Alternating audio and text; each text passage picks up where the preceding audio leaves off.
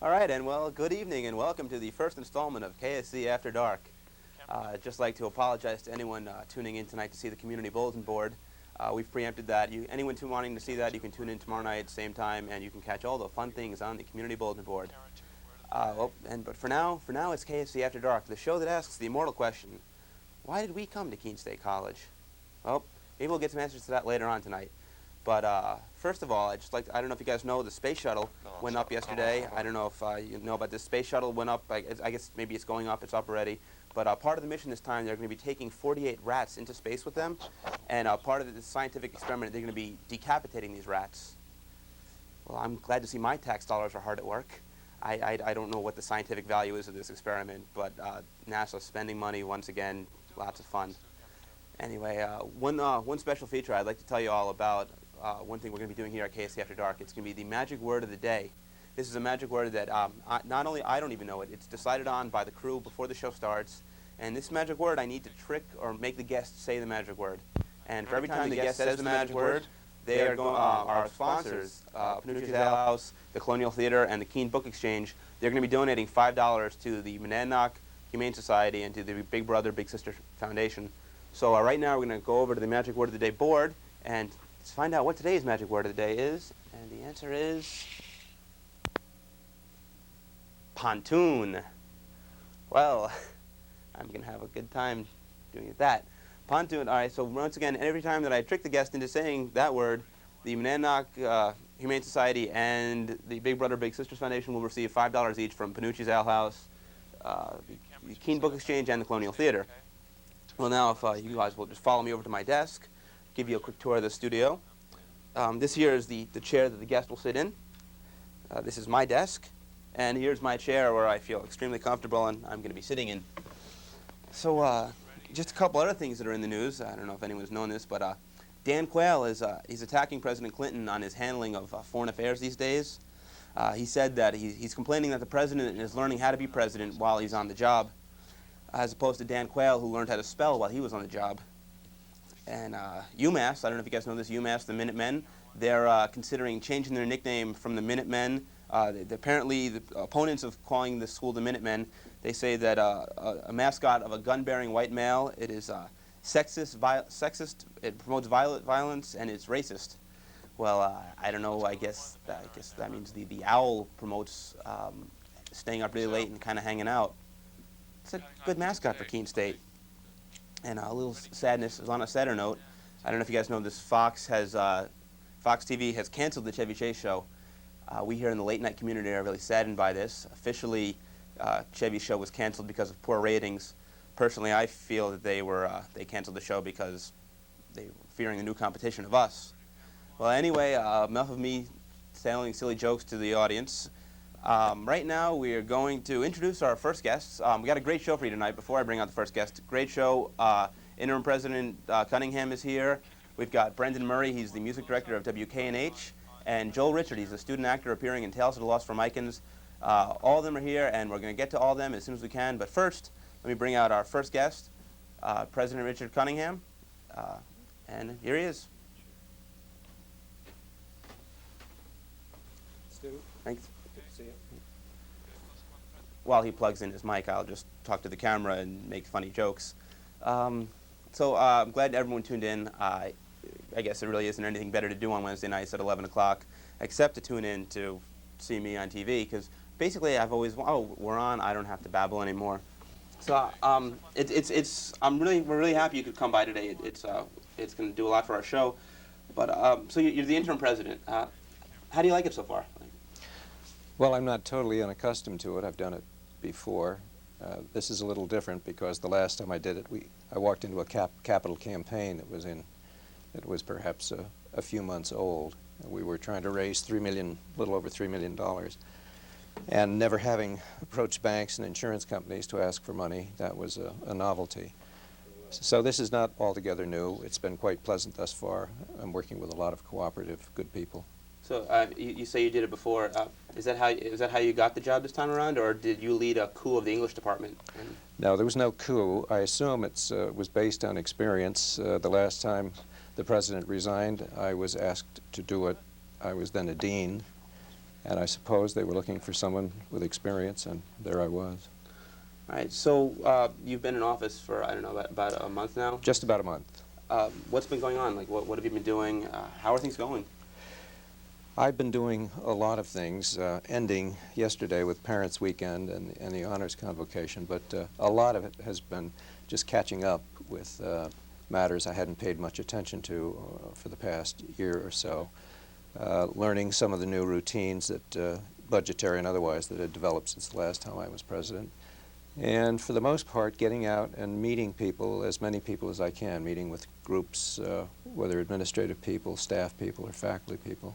So I guess all these things would come in, like, this would be an average, what would be an average day for the president of Keene State College? I start at about 8:30, usually have an appointment at 9. I addressed this morning the operating staff. I am here at 10 o'clock. I will have a 1 o'clock meeting with the principal administrators. I will have a 3 o'clock meeting with with another office, and usually the day ends about 5:30 or 6 o'clock. Plenty of appointments, meeting lots of people, lots of talk. Lots of fun stuff. And this, of course, is the highlight of the day, coming here to see us at Absolutely. KSC After Dark. I'm overjoyed. So this would be the best thing about being president, coming on KSC After Dark? To talk to Stuart, why not? There it is, folks. The best thing about being president, coming on this show. So how's the search going for the new president? Search isn't going yet. The committee was just announced, or actually it wasn't announced, the committee was elected finally last Friday, and we faxed the names of the people, the student, the faculty members, the operating staff, the 13, actually there were only 9 names, we faxed them to the chancellor. He will then add the 4 names of the trustees who will be on the committee, and I assume that will be announced sometime this week. And, so then probably the search won't begin in earnest until early November. So I don't know, I've been told that as the interim president, you're not eligible to be the future president. That's correct. 2 points I would make. One, years ago they had an experience at the university in which an interim president was a candidate, and some of the other candidates felt that it was an unfair advantage. The in-house candidate was a shoo-in. Right. That initiated the policy on the board to prohibit interims from becoming candidates. Second point is that I would not be interested anyway. It's like New York. It's a nice place to visit, but I wouldn't want to live there. As a New Yorker, I have to take offense at that, but seeing as how we're on air, I won't respond to it right now. So I don't know if you know, a couple weeks ago in the Equinox, I wrote a column promoting myself for president. Any word on my candidacy? You think I'll be? Somehow that ingenious bit slipped by me. I never saw it. Never saw it. No. Not a reader of the Paperboy's Point, but you think I have a chance? Do you think I've got a shot at the presidency? Well, if this show goes over well, you might. So everyone tune in to KSC After Dark, and maybe I'll be your future president. But, all right, so you said you don't want to be president. I assume that means you want to go back to being a professor after the. Yes, I've had plenty of administrative experience. I was a dean, I was a vice president, I was president before. And it's a kind of job that devours your life. I mean, you just devote so much time to it that you have very little time for anything else. And at my age, I'm not interested in that kind of dedication or devotion. In addition to that, such a job takes you away from books, ideas, what I was trained to do, and that is read and teach and think. Now, as far as your teaching goes, I remember at the beginning of the semester there was some sort of problem with the classes that you were teaching, students needing them to graduate. Has that all been resolved? Yes, we were fortunate enough to find a woman in Walpole, New Hampshire, who could, who because of her background and degree, could take my place. So we found her in a week's time, and she took over my classes. So no problem with graduation? And No, I think the students who needed the seminar that I was teaching will have it. And so I assume that you'll still be president on graduation day? Because Yes. The search isn't likely to be completed until September. If we're fortunate, we'll have a new president by the beginning of next year. And maybe it'll be me. You never know. So you know, Keep your fingers crossed. Keep your fingers crossed. As the current interim president and the potentially future president, I'd like to thank interim President Cunningham for coming on the show. Thanks My a lot. pleasure. Good to be here, Stuart. Appreciate you coming in. And right now we're going to go to another new feature. Actually, all our features are new because it's the first show. This is a little feature we call Manz on Campus. It's finding out what you, the KSC After Dark viewer, thinks about different things. So this week's question for Manz on Campus is, why are you a vegetarian? Tell us why you're a vegetarian. I'm not. You're not a vegetarian. No. Thank you. Could you please tell us why you're a vegetarian? I'm not a vegetarian Or why aren't you a vegetarian? because I like meat. What kind of meat do you like? Chicken. Well, I'm a vegetarian because I like gourds. You like gourds. Love gourds. And did you steal that gourd from the cafeteria? Actually, yes, I did. What can I say? I'm not a vegetarian. You're not a vegetarian. No, I'm not. Can you tell us why you're not a vegetarian?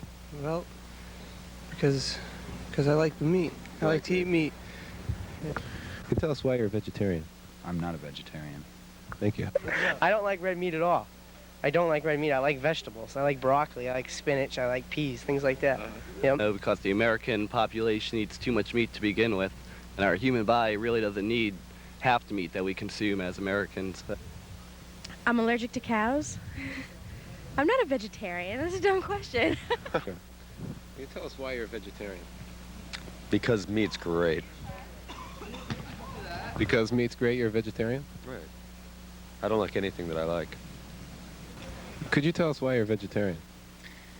Well, up here, kind of like the food is so good that the only thing I can trust is the lettuce.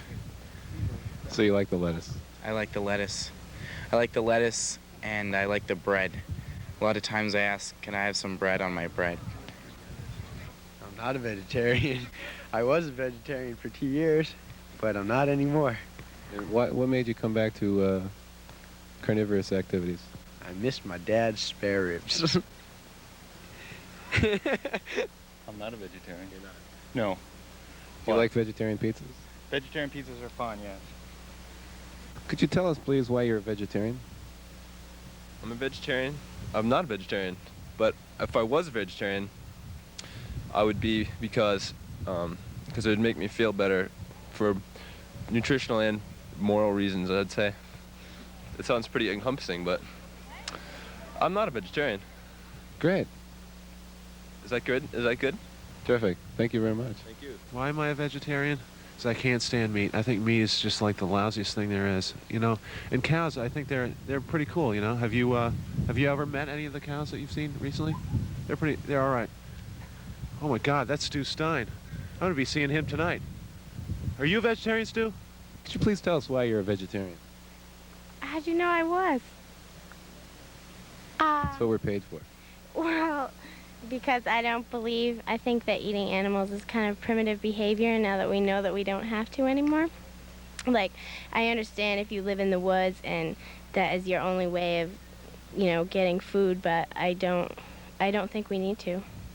Well, I'm a vegetarian because I have a double major in biology and chemistry, and there are a lot of nasty things and preservatives that food companies put in the food. Who said I was? Are you denying the fact that you're a vegetarian? Have you stopped beating your wife? I really don't think, it just doesn't sound really appetizing, the concept of eating a dead animal or something that was once living and running around. I don't know, and I feel healthier actually too, not eating meat. I do eat cheese and milk. Well, I am a vegetarian, but not because I love animals, but because I really hate vegetables. You hate vegetables? Yes. And that's why you eat them? Yes. To think about them squirming in the boiling pot. I'm not a vegetarian. Thank you. Why? I'm not a vegetarian. Stu thought I was, but that's a bad rumor that's floating around campus, and I'd like to just resolve it right here now that I am not a vegetarian. I do eat meat. Thank you. Thank you very much. Could you please tell our audience why you're a vegetarian? Well, I'm not a vegetarian. Why, if I would be one?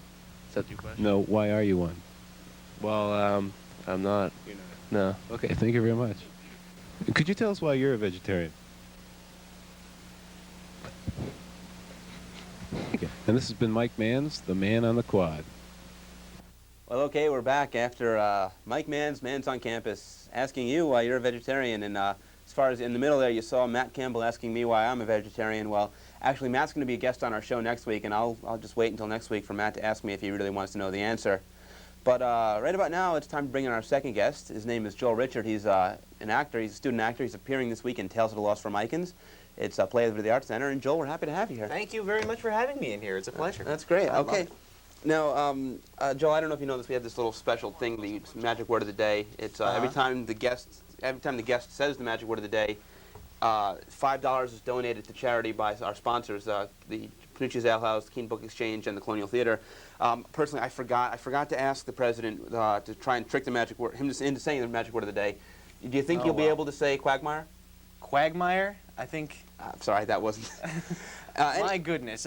So you know you're I'm in, lost, Stu. What's going on? You're in Tales of the Lost from Icons. Yes. What's it about? What's the show about? It's about so many things. How can you start? You know, it's about aliens, about Earthlings, about sort of like a presentation of life on Earth as the aliens see it, sort of that, you know, wacky sci-fi thing. It's about aliens. It's about, yeah. So it's a reality-based show. Oh yeah. Oh, there's a lot of that. Yeah. It's a lot of fun. What part do you play in the show? Well, I play head alien number 2 actually. It's head alien number 2, one of the bigger parts in the play. It's obviously illustrious, really. Is that a big part in the play? Well, it's sort of a narrator type. So it's not a big part. No, it's not really big. Why didn't you get one of the big parts? Well, you know, I'm not really that good yet. And why don't you ask Dan, huh? He'll tell you. Dan, being the director. Actually, Dan's going to be our guest next week. We'll ask Dan next week why Joel didn't get a bigger part in the play. Dan, why didn't I get a bigger part in the play? Personally, I'm a little. I don't know why we should booked. Have been Jerry. That's what I auditioned for. I don't know why we booked a second-rate actor on the show anyway, but. Thanks, Stu. No problem. So you're an actor and you're in the show. Not and really. What do you got there? Oh, nothing. Are those your lines? I'm real happy to be here today. No, actually, these are this is the contact sheet so that I don't forget anyone's name. So in case you happen to ask me. As long as you have hate me if I did. As long as you have the sheet there, who else is in the show? Well, we have the freshman class VP Dan DeVito. Dan DeVito, not to be confused with the other Dan DeVito. We have Mr. Jesse Fix Hawthorne or Hawthorne Fix or something like. I can never get that straight. And Erica Foss, a senior. Mitch Kyle, he's coming back. He lives in Keene, and he's so a lot of people. A lot of people involved in the show. There's quite a few people. And so why should I come see the show? Like You should come see this show. Number one, it's in an arena format. This is great. This is a lot of fun because like the audience is all around the stage. And which makes lighting hell. It's just wonderful. Okay, cue up this. We've been doing tech rehearsals lately, and it's just it's crazy. It's just You see the arms go? Did you I want everybody to do that who saw this show. When you see me, go Kind of like you want to jump off a bridge. Kind of like you want to jump off a Just like the George Washington Bridge, a pontoon bridge maybe. The pontoon bridge? There it is, the pontoon bridge. The pontoon. Oh well, look at that. There it is. The first time magic word of the day, the pontoon bridge. Pontoon bridge is a magic word of the day. Our sponsors just have donated $5 to our chosen charities because Joel said pontoon bridge. That's a great thing. Joel, and look at it flash. Pontoon this bridge. is just tons of fun. So, are there any pontoon bridges in the show? Not that I'm aware of. No, I don't remember seeing that in the props list. So when is the show? The show starts the 21st of October. It goes through the 23rd, and then the next weekend, the 28th through the 30th. So 2 weekends: Thursday, Friday, Saturday. Tickets are still available? Tickets are still available. They're probably going to be available because we're probably not going to sell out because nobody really wants to see us. That's what we like to see, positive attitude and acting there. No, we're excellent. We're just incredible. So actually get your tickets right away. Go to the box office. I don't know the number. So they should see the show. They should see the show. Go out there. It's a lot of fun. They didn't put the number on here. They didn't put the number on there, but I'm sure they got it. They have the number for Domino's in Athens. So get a pizza and go see Tales of the Lost from Icons at the Art Center. Right now, while Joel's still here, I want to bring out our musical guest. Oh. This week, our musical guest, well, it's me, actually. I'm going to rap for you. Well, my name is Stu, I'm the rapping Jew. I rock the mic, said just for you. So make the right decision, get a circumcision. Join men with crooked noses, join the ranks of Moses, say oi. Oi. Say oi. Oi. Say oi, oi, oi, vey. Oi, Hey, oi, vey, oi, vey. Rock the mic, and this is the sound you like. Watch my show, cause I got to go, and that's just not the musical. All right, I lied. I'm not the musical guest, and I you really certainly did. don't have terribly much musical talent. My goodness gracious. That was our video effect of the week, and what video effect was that? What was that? It's a mix. That was a mix, and what exactly does a mix do? Mixes. It mixes. Mixes. It mixes. It's a good thing. So that was a mix. And We're not going to mince words here. We're not going to mix words, so to speak. Thanks. It's my show. Why don't you go comb your hair or something? Oh, really? Oh, thank you. Well, see if I show up on your show again. So anyway, now before I bring out our next guest, Is just this wanna... PVC pipe that you're using for a table? My goodness. Thanks. I just like to bring. I like this tape back here too. This is cute. Oh, thanks. Fake plant. Fake. It's a fake plant. Before I bring out our next guest, I just want to remind our audience of what the special magic word of the day is, so we can get a shout of that. The magical word of the day today is for. Okay, our third guest tonight, while not a musical guest per se, he is, I'd say, musically inclined. He's got to do with musical stuff. His name is Brendan Murray, and he's the music director at WKNH. So let's bring him in now. Brendan Murray. How's it going, Brendan? How you doing? Nice to have you here. Oh yeah. Always a pleasure. I see you got all dressed up for the show. Well, of course. I mean, it's not every year that Alan Thicke comes back to TV, so I thought I'd dress. Alan Thicke, God, what a compliment he gives me. Thank you. So, all right, you're Alan Thicke. Alan Thicke, ladies and gentlemen. I got you, didn't I? You did. thought you were gonna nail me, and I got you. No, but so music director at the radio station. Yes, I am. Sounds rather presumptuous for a job that doesn't do a whole heck of a lot. Well, actually, we do quite a lot. What do you do? It entails me getting lots of mail. Essentially. You go to the box on the first floor of Elliott Hall, and you open it up, and you get lots of mail with your name on it. And what comes in this mail? Records. Records that people will do anything to make you play. No. I mean, they will call you. They will send you T-shirts. They will send you extra copies. To play a record. To play a record. So, I guess the records you're sent, these are the records that you play on the air? Primarily, yes. Primarily, yes. So the Frisbee thing was a bad idea, so we decided we'd just play them on the air. Frisbee thing, a bad idea, so let's just play them on the air. Okay. Remember that, it's a key thing. Anyone who has a record player at home, remember that. Records make better records than Frisbees. Records make better records than Frisbees. If I can impart that to you all, I think I will. So, are you're involved in the music selection of the radio station? What gets played? Per se, I have my own, input. Input's one word.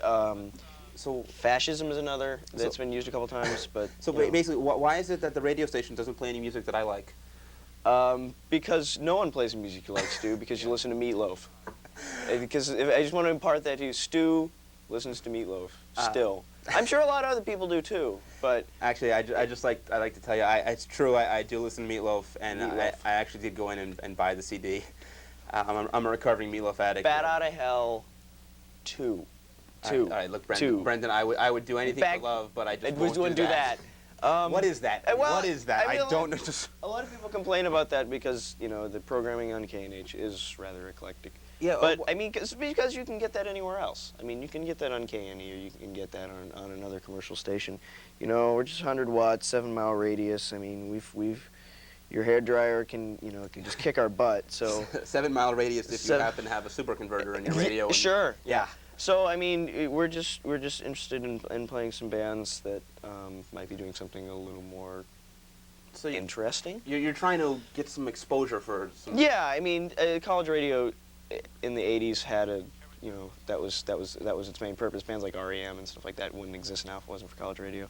But it's kind of restructuring now, and the industry is sort of taking over alternative music, as it were, and college radio is now just for kicks. Just for kicks. It's not just for breakfast anymore, Stu. So not only do you work at the radio station, but little known fact, Brendan also happens to be the musical liaison for KSC After Dark. Musical liaison? That's your title.